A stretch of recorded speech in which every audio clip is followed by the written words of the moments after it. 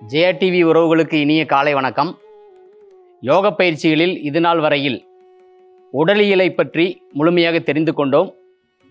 உடலை வளைப்பதற்காக ஆசனங்களை கற்றுக்கொண்டோம்.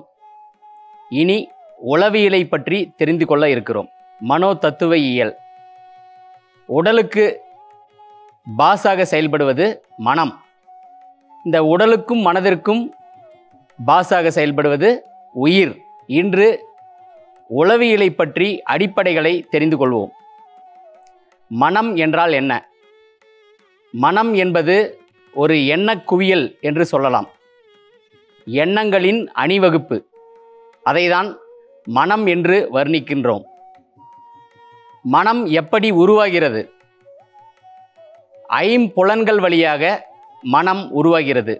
அதாவது கண்ணு மூலமாக பார்க்கறது, காது மூலமாக கேட்கறது, மூக்கு மூலமாக வாசனை உணர்வு, தொடு உணர்வு, இப்படி ஐம்புலன்கள் வழியாக எண்ணங்கள் சேர்ந்து மனமாக உருவாகிறது. ஒரு சாஃப்ட்வேர் போல உடலிற்கும் உயிருக்கும் இடைப்பட்ட இணைக்கும் விதமாக இந்த மனம் செயல்படுகிறது.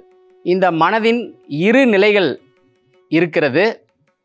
அந்த நிலைகள் என்னவென்றால், மனம் ஒரு மகாசக்தி, மனம் போல் வாழ்வு, மனம் இருந்தால் மார்க்கம் உண்டு. இப்படி மனதை பற்றி நேர்மறையாக ஒரு கருத்தியல் இருக்கிறது. அதற்கு எதிர்ப்புறமாக மனம் ஒரு மாயை, மனம் ஒரு பேய், மனம் ஒரு குரங்கு என்று எதிர்மறையாக ஒரு கருத்தியல் இருக்கிறது. இதில் எந்த கருத்து உண்மை என்று கேட்டால், இரண்டு கருத்துமே உண்மைதான்.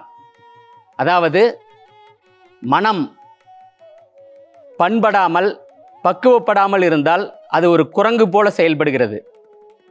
மனம் பக்குவப்பட்டு பண்பட்டால் அது ஒரு மகாசக்தியாக செயல்படுகிறது. மனம் எப்போதும் நிகழ்காலத்தில் வாழ்வதில்லை. ஒன்று இறந்த காலத்தில் வாழ்கிறது அல்லது எதிர்கால கனவுகளில் வாழ்கிறது. நிகழ்காலத்தில் மட்டும் வாழ மறுக்கிறது. இது மனதினுடைய இயல்பு. இந்த மனதை எப்படி ஆள்வது? இந்த மனதை ஆள்வதற்கு முன்பாக இந்த மனதை பற்றி நாம் தெரிந்து கொள்ள வேண்டும்.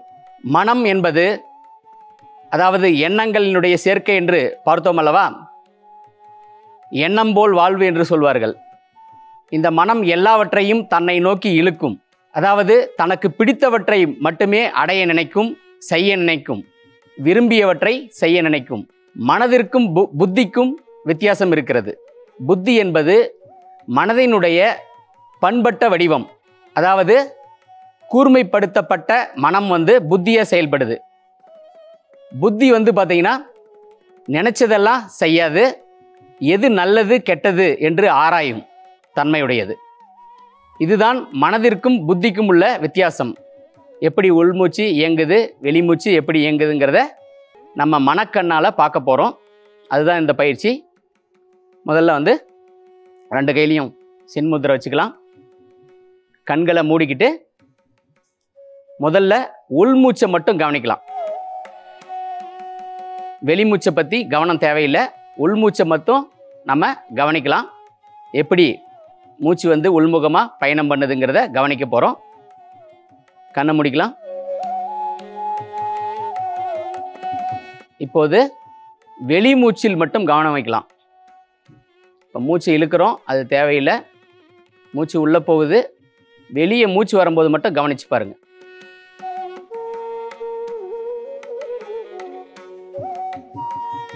மெதுவாக கண்ணை திறந்துக்கலாம்.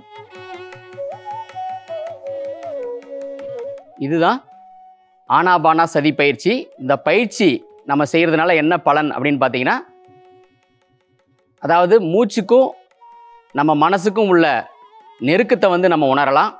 அடுத்தது இந்த கவனிக்கும் தன்மை, இந்த கவனிக்கிறங்கிற விழிப்புணர்வு தன்மையை நம்ம, அதாவது நான் யாருன்னு சொல்லுவாங்க இல்லைங்களா, அந்த தன்மையை நம்ம உணரலாம். மனதும் மூச்சும் ஒன்று என்று அறியலாம். அடுத்த யோக நிகழ்ச்சியில் மற்றும் ஒரு சிறப்பான பயிற்சியை நம்ம கற்றுக்கலாம். நன்றி, வணக்கம்.